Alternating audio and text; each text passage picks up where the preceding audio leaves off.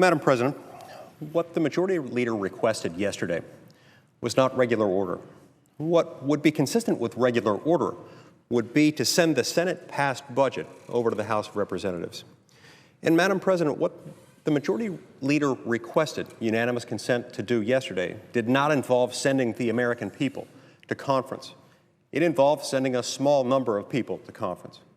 And what the Majority Leader requested unanimous consent to do yesterday did not involve simply getting to a budget that both houses could agree upon.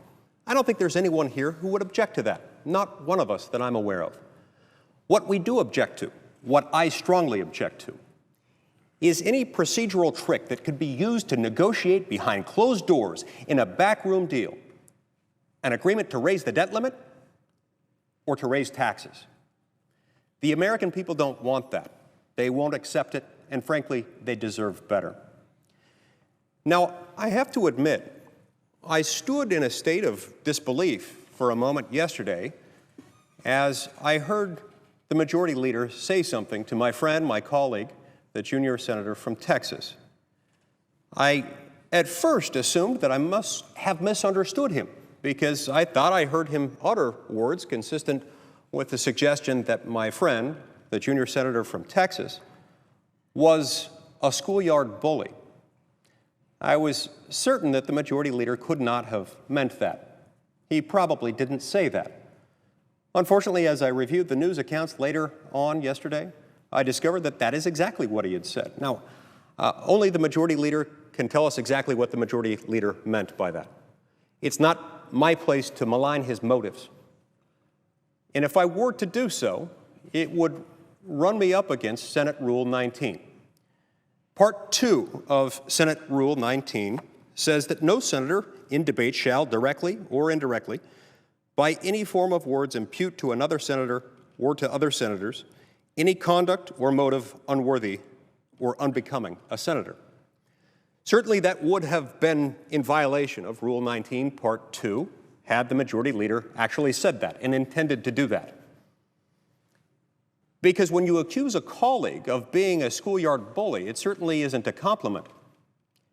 It is, in fact, accusing them of doing something or being something unbecoming. I, therefore, will leave it to the Majority Leader to tell us what exactly he meant. Things happen on this floor, things happen in the legislative process, things happen when we get into heated discussions about matters of important public policy. That probably shouldn't happen. Sometimes we say words that we didn't intend to say. Sometimes we say things that, in the moment of weakness, perhaps we intended to say but should not have said. If, in fact, the Majority Leader slipped and said something he didn't mean to say, or recognizes now that he should not have said, then I invite him to come forward. I'm confident that my friend, the junior senator from Texas, will promptly and frankly accept his apology. If, on the other hand, this was something else, then I think we need to examine this more closely.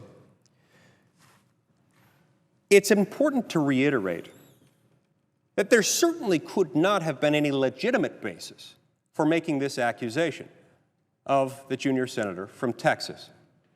All the junior senator from Texas was asking is that if, in fact, we are being asked to give our consent, our unanimous consent, that means the consent of every senator present, to send this budget resolution to conference committee, that it carry one important but simple qualification. That is that this conference committee not be used as a ruse, whereby we create an environment in which you could develop a secret backroom deal for raising the debt limit or raising taxes without going through the regular order.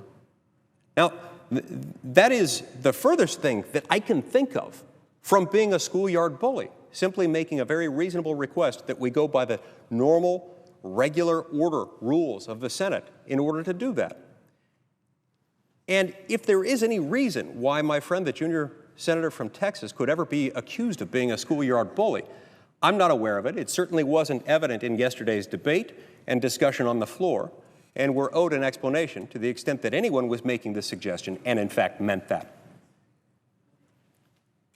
At the end of the day, I don't think any of us can dispute The fact that we face very, very difficult challenges here in our country, and that many of these challenges weigh heavily on us as senators. That's why sometimes people say things that they later regret. But that's what apologies are for.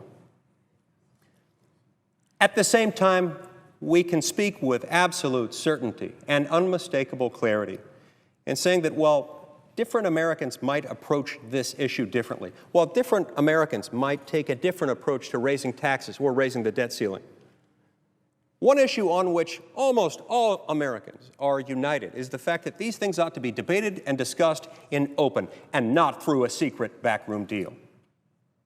The dignity of this process, the dignity of this body, our commitment to honor the constitutional oaths that we have all taken as senators demands nothing less. Thank you, Madam President. I note the absence of a quorum.